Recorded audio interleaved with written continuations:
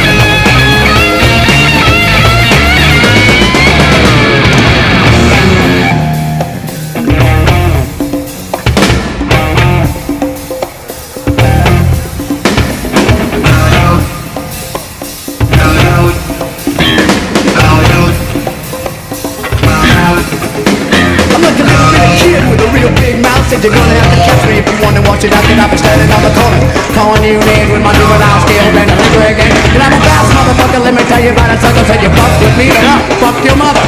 Your sister too, your best girlfriend. Said I line them up and put them into it. Said I stick it in, I'll pull it out, I'll grab your face and then I'll come in your mouth and it tastes good.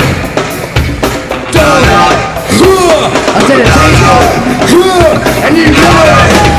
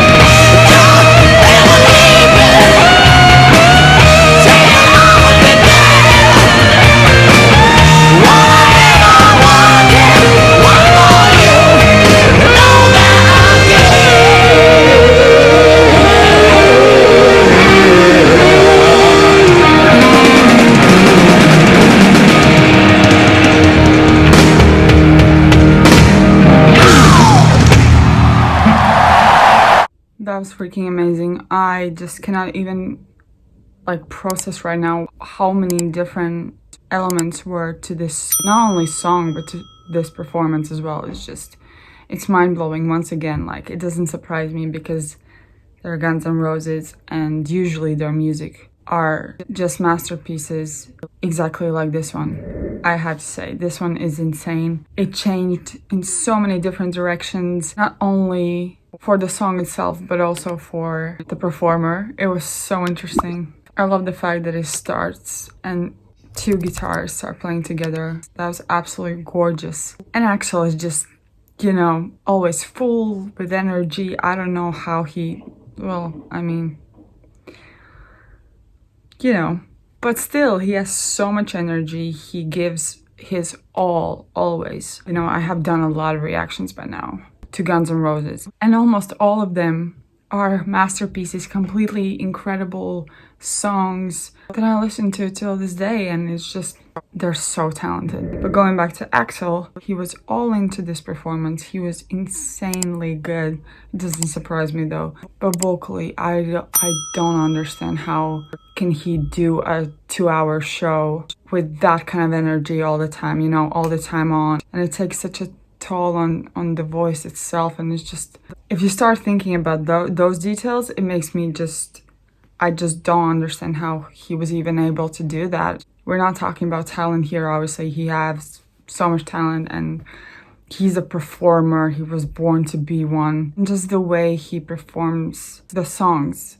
And it's not only in this performance, but I'm also talking about all the other performances that I have seen so far, and he's nailing every note. He is incredible. But the same goes for the whole band. They're incredibly talented. They are very intelligent in a way how they write their music, because for me, even watching this, you know, through the screen, I can feel, you know, all the emotions, but it's because of Axel and how great of performer he is. He touches people's hearts, and it's incredible. He's so talented, it's insane. That part where he started kind of rapping but talking, but not really, also like somewhere in the middle, that surprised me. I didn't expect that at all. That was also something new. I don't believe I have heard anything like that in their music to which I reacted to, so this was very new, very different, and I loved it. It blended so well together, and the fact that they always are changing how the music flows, it's so nice because you don't get bored, and it's so interesting to listen to. It's just so good. And towards the end, it gets slower and so much more calmer, and he just comes there and he's singing his heart out, and it's so good, and he's crushing it. I don't know how I would have loved to see Guns N' Roses live, because they are one of those bands that I admire so much, and they're so creative and so talented, but at the same time they feel, I don't know, for me at least, they feel kind of grounded people, and that doesn't happen often. I absolutely loved this performance. I'm kind of still processing it all. I probably forgot a lot of details right now. I loved it so much. Let's read some facts, shall we? The Rocket Queen is a woman named Barbie Von Grief, at least according to the Appetite for Destruction liner notes, which thank Barbie Rocket Queen Von Grief. Grief? Comment down below and tell me how I should pronounce it. She hung out with the band in their early years along with her roommate, Pamela Manning. According to Manning, she and Von Grief, I'm so sorry, had a band for a short time. Barbie sang, Pamela played drums, and Von Grief wanted to name it Rocket Queen. She was 18 years old at the time, but full of fire. Slash called her a queen of the underground scene. That kind of rhymes. Little is known about her, but she's not the girl moaning in the song. Regarding Barbie Von Grief, Axl Rose said she kind of kept me alive for a while. Near the end of the song, he sings, "Don't ever leave me, say you will always be there, All I ever wanted was for you to know that I care. This part of the song is my message to this person or anybody else who can get something out of it. He told Hit Parader in 1988, "It's like there's a hope," and the friendship note at the end of the song. There is a legend attached to this song that happens to be true. The moaning and other sex sounds that appear in the middle of the song were recorded while Axl Rose was having sex with a woman in the recording studio, and she was a drummer, Steven Adler's girlfriend. Her name is Adriana Smith, and she did the deed for the band one night when she was mad at Adler. For that song, there was also something I tried to work out with various people, a recorded sex act. Axl Rose explained it was somewhat spontaneous but premeditated, something I wanted to put on the record. It was a sexual song and it was a wild night in the studio. Naughty, naughty, naughty. I'm joking. Smith came to the studio looking to make Adler jealous, which is when Axl made his pitch about recording the act, for art. Engineers mic'd up the floor of a vocal booth, dimmed the lights, and hit the red button, while Rose and Smith had at it. According to Smith, it was a bit awkward, as Axl wanted a serious passion, which was hard to deliver under the circumstances. It took a while and some alcohol, but they got what they needed and mixed the lovemaking into the song. Smith had a hard time in the aftermath, saying the incident weighed on her soul.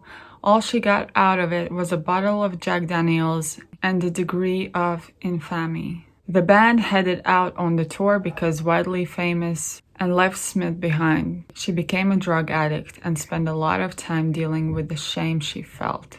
While performing the song in St. Louis in 1991, Axl Rose jumped into the crowd and hit a fan who had a camera.